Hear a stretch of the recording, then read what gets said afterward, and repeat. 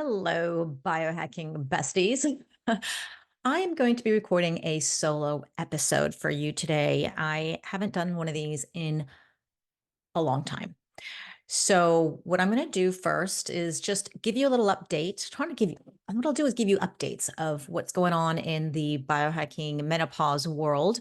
I've just spent 3 months in Asia and just got to Spain now. In case you haven't heard, I am a nomad, and that means I live out of a suitcase.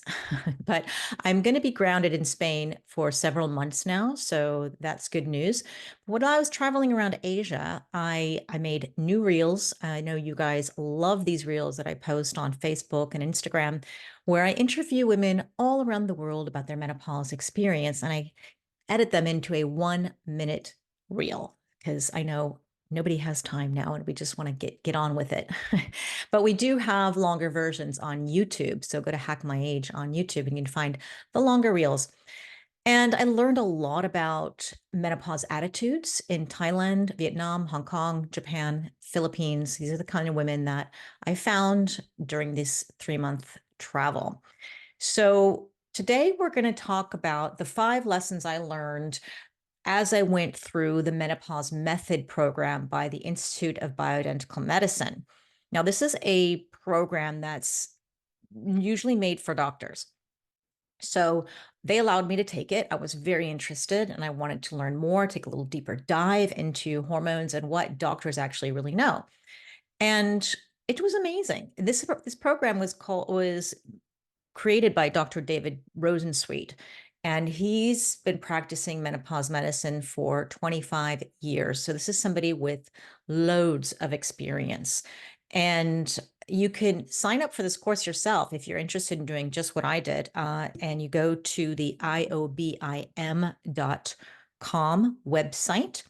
And there you can find a place where you can make a meeting because they have to screen you and make sure that this is a good fit. And you can also find on their website on probably, I think it's actually another one called bright.live, brite.live. And that's where you can find a doctor trained in the menopause method that was started by Dr. Rosensweet. So if you do these courses, go make sure that you use the code Zora, Zora, and you can get a discount on it. I don't remember how much, but it's going to be definitely worth it. I am so happy with this program. Honestly, it was a really, really great investment of my time. And I'm so excited to share with you the 5 things that I've learned. I'm also creating even more programs on the hackmyage.com website. So you can go find menopause programs there already. And I keep adding to it. Now, before I jump into the 5 lessons that I've learned, I want you to keep in mind that I'm personally a little biased towards hormone therapy. So this course I took is all about bioidentical medicine. So you can imagine what we're learning. It's not about teaching women about menopause in general. It's a doctor course, right? It's learning about hormones. So you must make your own research and discuss with your own doctor about the risks versus the benefits of using hormone therapy or not using hormone therapy. So just to give you a little opinion of mine in general is that I feel that hormone therapy, hormone medicine is still kind of the wild, wild west out there. Every time you hear somebody say something about the hormone therapy, you get confused, right? And we do have some research, but not enough and not enough time for everyone to agree across the board on everything. There are certain things that we can conclusively agree with, but for the most part, I have a feeling that in maybe 10 years from now, it'll be really clear. Doctors will be trained. This is my dream. Hopefully they will be. And everybody will kind of know what they're doing. Right. So, with these lessons that I'm going to share with you, they're so hard to choose just 5. Honestly, I learned so much. I knew a lot already, and I learned so much more. So, and I won't go into those obvious lessons like teaching you about bioidentical versus synthetic. Should be obvious that this is a course about bioidenticals, or I'm not going to talk to you about should you take hormones or not. I'm not going to talk about dosages and delivery methods. We dove into all of that, but that's not what I'm going to share today. So lesson number 1, the first lesson is honestly, you got to find a really good doctor, a doctor who's actually trained in menopause medicine, because most doctors, I've heard from doctors themselves, quote, between 1 and 8 hours of menopause training in medical school. Okay, you know how many years doctors go to train in medicine? 1 8 hours is not enough. And it's really sad that this cohort of women are completely neglected. And when doctors are studying women's medicine, it's usually about reproductive health, right?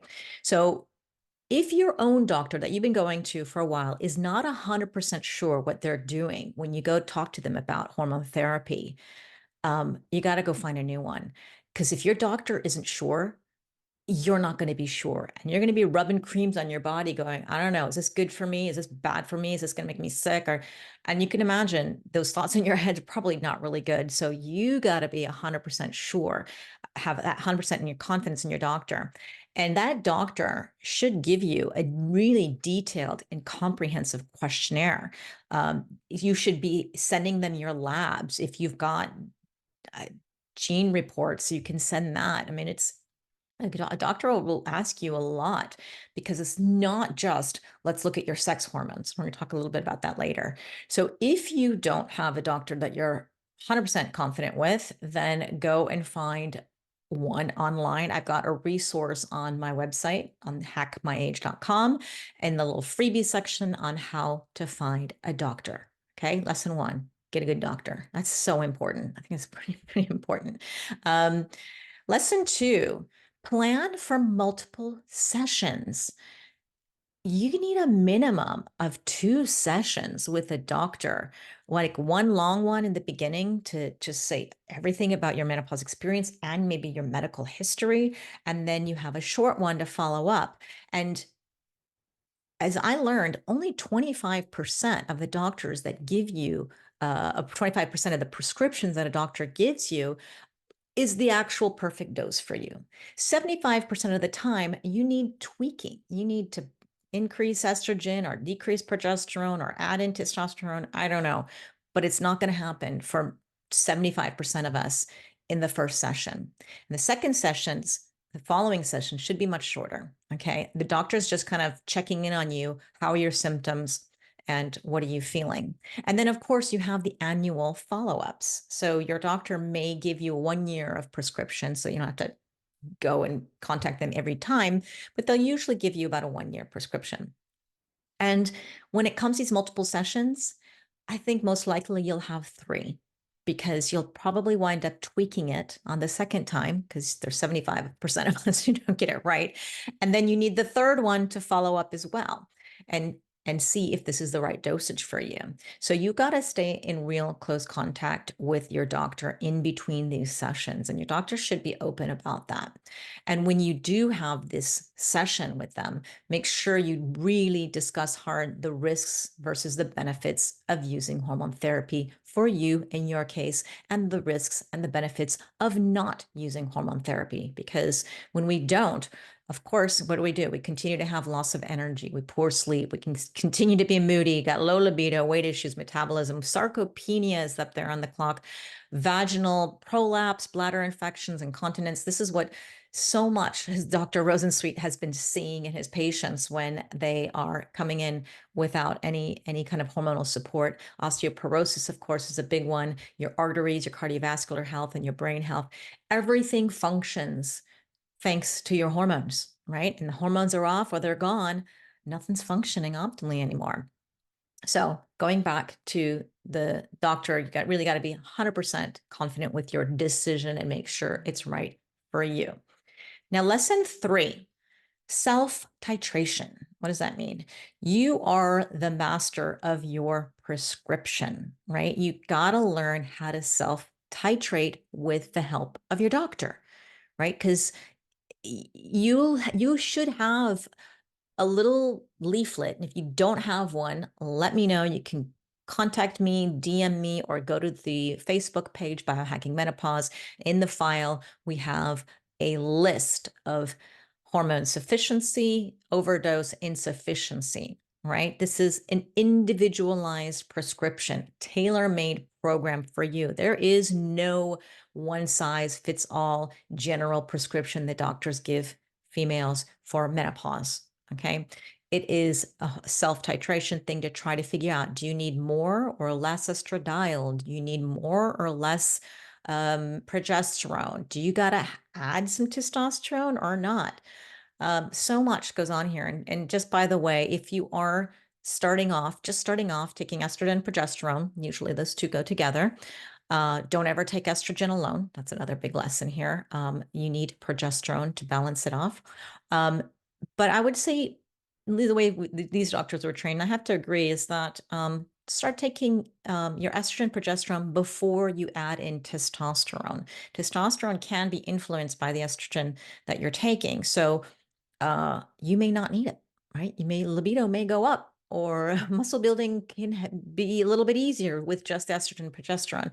And of course, you can always test and make sure, but I would add in testosterone a little bit later. Now, lesson 4, sensitive types. Okay. Are you a sensitive type? Meaning, are you going to feel sensitive to the hormones that you're getting? And you'll probably know because you're sensitive to everything, sensitive to food, sensitive to caffeine, sensitive to medicine, sensitive to a lot of things. It's a very small percentage of people. But if you are one of those, you definitely want to go low, meaning starting out low dosages and go slowly. Okay. Because you're going to probably feel it a lot faster than anyone else. Um, and so often I do hear women saying, I took hormone therapy, or I started and I felt worse. And so they stop. They don't even tell their doctor. They just say, this is not for me. My body's rejecting it. And this is not true, because actually you just haven't found your optimal dosage, right? Maybe you overdosed, and maybe you are still underdosing, and your hormones have been depleted even more. So this is why you got to really stay in close contact with your doctor. And if you're a sensitive type, you may just feel that as well. So you got to stay really, really tight with them. And if you are a sensitive type, again, you need to ask yourself also, what is inside the jar?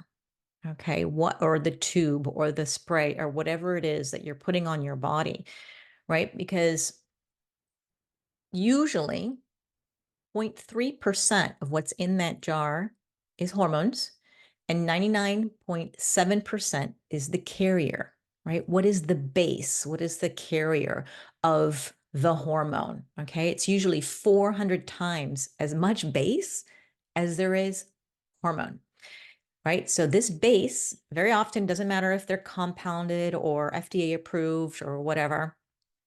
The base is usually solvents in there. There's absorption chemicals in there so that you can absorb it better, to stabilize it, to have it have a uniform consistency in there. There's alcohol, acetone, polymers.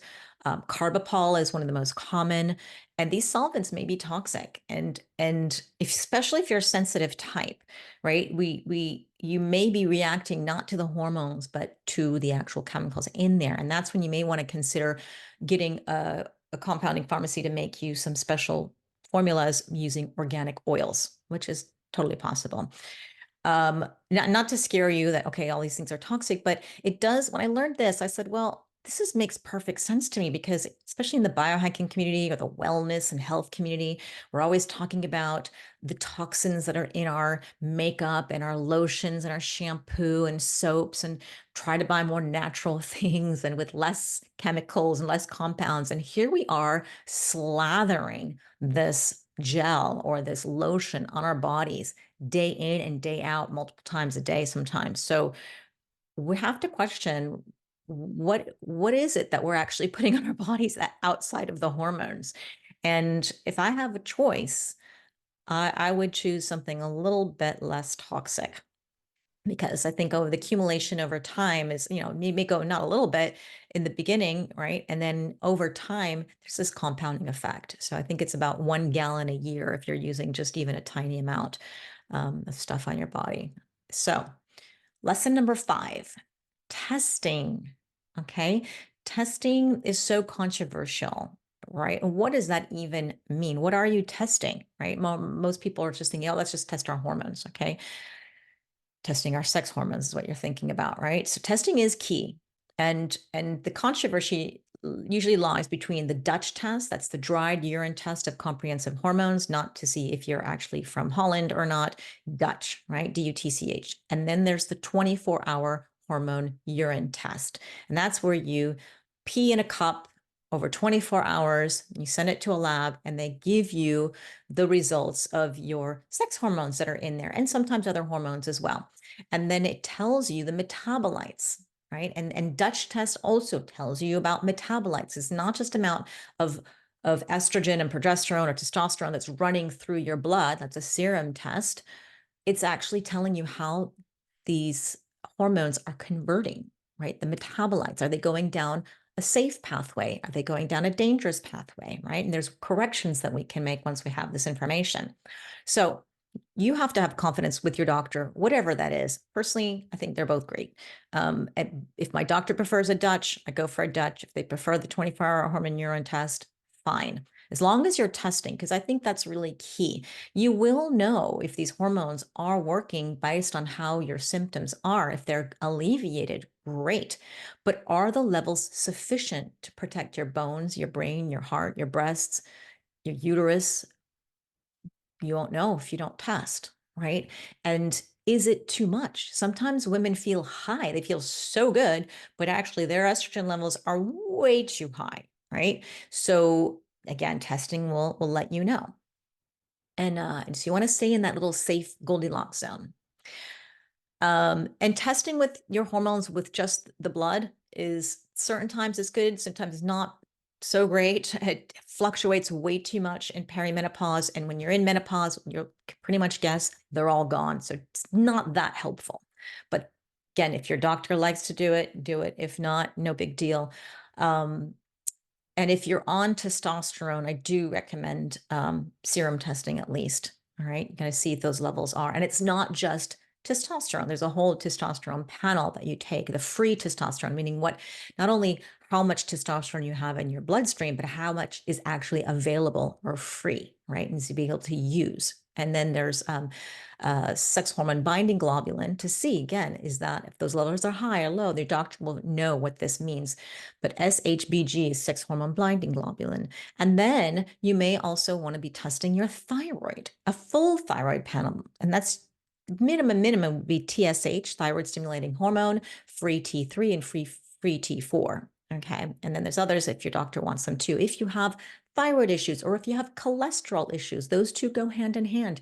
Testing is not only about your sex hormones, right? Testing is about your whole body. They all work together. It's not like the sex hormones just sit there in a corner and they don't have anything to do with the other hormones in your body. It's a full symphony. So if you have cholesterol issues, then you, of course, want to include a full lipid panel that has your total cholesterol, your HDL, your LDL, your ApoB, ApoA, and your doctor, again, will hopefully will be versed in all of this and know how to translate it. And if he or she isn't, then it's time to find a new one. Fasting insulin is another great test to get. HbA1c. Okay, these are all about your blood glucose levels. How is your pancreas working? And again, if your menopause symptom is weight gain, then maybe you got to figure out where your insulin is going, right? Cortisol is another great hormone that you may want to test. And then testing is also very important to do your breast scans, however you do those mammograms. I did a great podcast with um, Dr. Felice Gersh, and I'll see if I can, I'll put that in the show notes as well. So you can go listen to that, all about mammograms, whatever, get your breast scans, your uterus ultrasound, right? Especially if you're on estrogen, progesterone, right? We don't want to have a buildup of the uterine lining.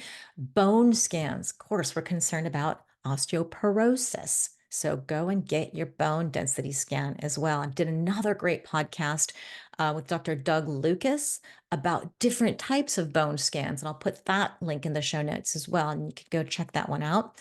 Other tests should be done based on your own individual health. So when you make this appointment with your doctor about menopause, they should be sending you this questionnaire, and you should be filling out a lot of information and sending them any of your other health issues. If you got none, okay, great. Then the doctor will just let you know what they need.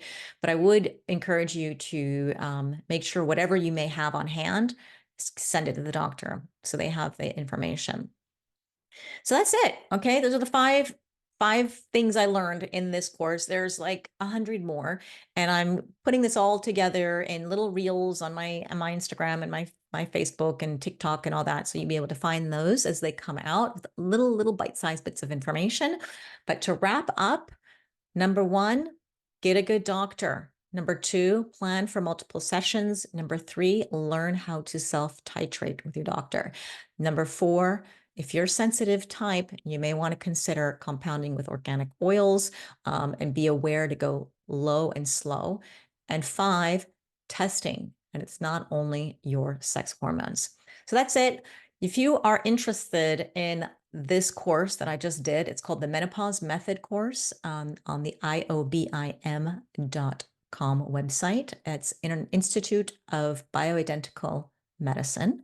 And if you are looking for the doctor, you can find a menopause trained doctor at the bright.live website. I encourage you to use the code Zora, Z-O-R-A, for a discount. You can sign up to my programs, which are, I've got the Hot Flash Masterclass, short and sweet. And then I got longer programs for energy and to reboot your energy and fight that fatigue. And you learn so much more about how this affects all the other symptoms in the body. And you've got loads of free stuff too on the Hack My Age website. Join the Facebook group Biohacking Menopause. Loads of wonderful women there who share great stories and help each other out.